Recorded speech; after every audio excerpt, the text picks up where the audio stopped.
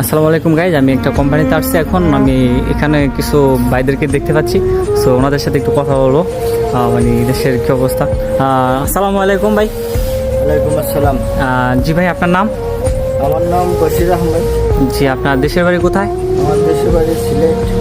যাক, মাশাআল্লাহ, আলহামদুলিল্লাহ। আপনি কত বছর ধরে আসছেন সৌদিতে? আমি বর্তমানে সৌদিতে আছি। সৌদির বয়স 45 বছর, কিন্তু ওনারা এখানে আসছে।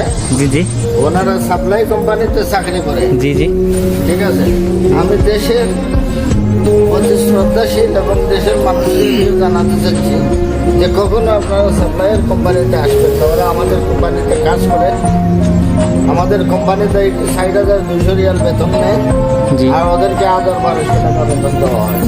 অথচ 2 মাস 3 মাস পরে ওদের বেতন দেওয়া হয়। জি জি আমি বাংলাদেশ সরকারের প্রতি অনুরোধ করতেছি, আমাদের দেশে কিছু কুলাঙ্গার লোক আছে,